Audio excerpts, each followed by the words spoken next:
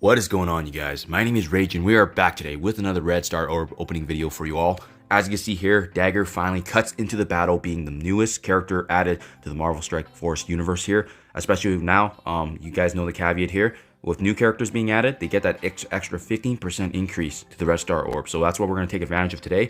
But as you can see from the hero highlights, she really focuses on high health and focus. She's going to be providing regenerative abilities for the team. She's got the ability to actually clear blocks, heals all allies, and attacks damage as well. So I mean, the synergy is going to be with Cloak, obviously, especially being part of that new Warriors meta here. So that being said, you guys, let's dive right into this Red Star Orb openings. So as you can see here, always double check that, make sure that the actual effect here for the increase is effective, because you just never know. Sometimes with the impacts of the updates, you just never know if it's actually fully in effect. So by hitting the little eye, scrolling to the bottom, I like to hit the Red Star promotion and go straight to the 2 or 3 red. And then when you scroll to the bottom, you should be able to actually see a Dagger having an increased 15%. So that is what I see effective here, telling me that now she is actually given that extra percentage boost here. That being said, we do have 4 here. You generally like to budget about 5 to 10, aiming for 2 or 3 red. So we're gonna just go with the flow today. Starting off here, unfortunately only a green, but again, the nice thing about the greens is that at least they add to our arsenal in terms of duplicates. So I'm even tempted to actually open a few of the bigger ones just in case, to see how we do. Oh, got me excited there. We got the 4 red with yellow jacket, but again, because it's a duplicate, it does add to our arsenal. Open another one here. So that is 5 in total and still no Dagger. So the good news is that if we don't get any here, we might be able to actually get better luck in actually opening some of the elite ones. So that is what I'm looking forward to. So we'll just open a few more here. Yeah, so hopefully you guys have better luck. I still haven't got any of Dagger yet. So it seems like, you know, at the end of the day, sometimes it's just RNG. But the last few Red Star Orb pulls have been actually pretty brutal for myself. Oh wow, so I got a 4 red there for obviously Cloaker, but that's not exactly what I wanted. But I mean, definitely an upgrade. Can't complain there.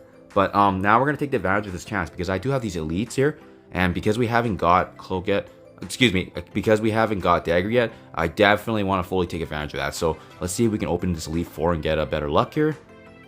Bishop, another duplicate, so you know, it just helps our arsenal in terms of just getting a better chance. And wow, okay, at least we got a domino upgrade, but again, no luck here actually. So we are gonna go ahead now, switch back, because I don't know if I want to use any of the higher ones up later on. So maybe that's something to consider. But we opened 10 already and still haven't got any of Dagger. So let's continue here.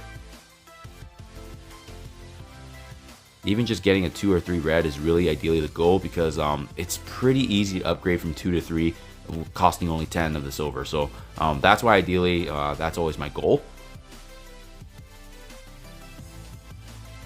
But yes, still no luck. Wow, this is actually probably one of my worst ones to capture on video this era.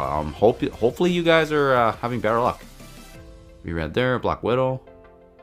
You know, unfortunately we did have a lot saved, but geez, like finally we get her with the 1. But that is exactly the terrible luck we've been having today. So I might have to try it later on this week. Sometimes what I find is, like, if you just take a pause from it and do more later on, you do have better luck. So that's likely what I'm gonna have to do. Got 4 red Cresto there, but unfortunately, yeah, again, the duplicates there. Do we have any more for the Elite 4?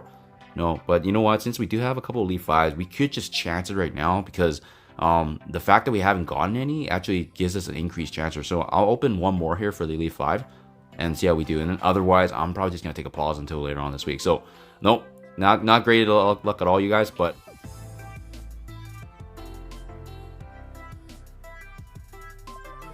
and wow, there you guys have it. I opened 1 more here, and finally we were actually able to get an Elite 5. So that is worth it, because especially with how much we were trying and we weren't getting any luck. But there goes to show you, sometimes the RNG does balance itself. So there you guys have it. Elite 5 opened more than what I wanted, but fortunately we still have some saved up here, at least obviously for the next few events. So I'm pretty happy about that. That being said, you guys, now let's dive right into the character review here. So with Dagger, what is she going to bring to the table in terms of T4 recommendations? That's what I'm hoping to highlight here. Piercing Light is her basic, and as you can see, she's going to attack the primary target for 50% piercing, applying a bleed. And with Cloak, she's also going to get that assisted attack guaranteed. So I mean, going through here, you can see as you level this up, she's really going to have the unique ability here to actually apply regen to the most injured ally or herself. So That's really what this basic's gonna apply for them. And the cool thing is, if you were to T4 this, you know, piercing increases as you increase the level, but really the 2 regen is gonna apply to 2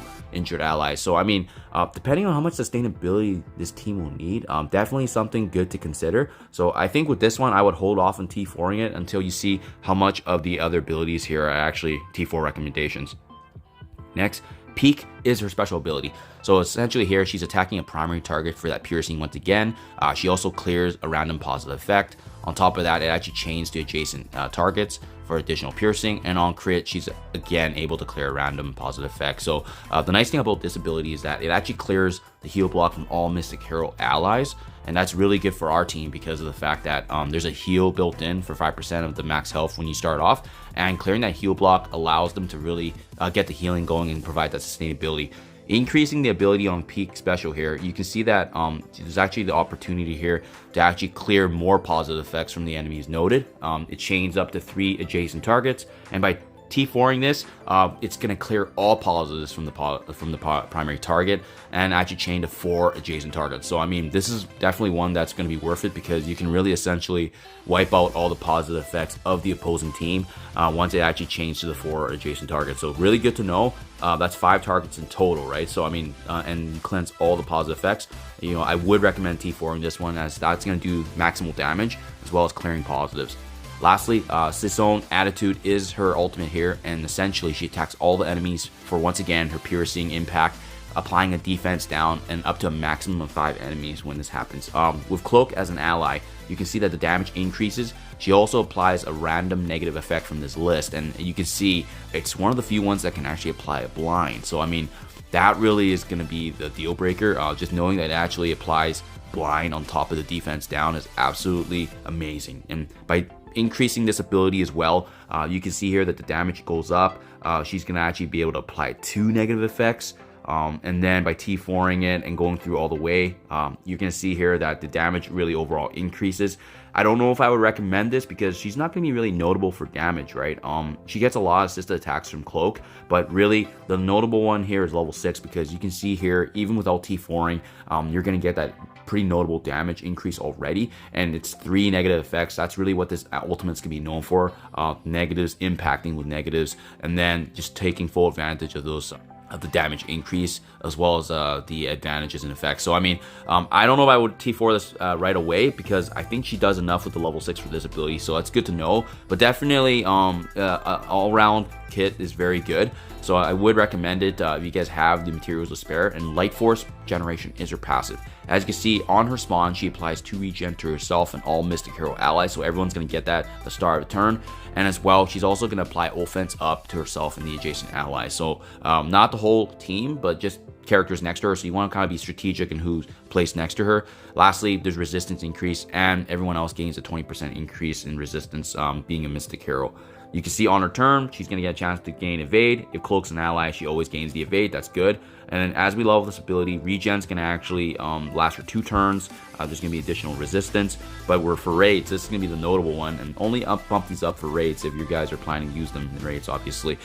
You know, that increased 15% damage for herself and the new warriors is notable. And then lastly, the T4 is really applying an extra regen for those 2 turns. So I don't know if I would recommend T4 in this right away, just because you already get the 2 regens when you're up to level 4 for this one. But the notable one obviously is the 20% resistance. So this just increases their overall resistance to abilities and impact. So good to know for sure. But right now, I think all the abilities can actually be T4'd in the long term. But the one that's notable obviously is the special and the ultimate, and then the passive if you guys are really going to be pushing this team, especially in the raid. So hopefully this gives you guys some insight. I don't know if the basic I would do right away, but just it's always good if you want a well-rounded character at the end of the day. So hope you guys enjoyed this review, and hopefully good luck in your Red Star Orb opening as well. Thank you as always, and I'll see you in the next one.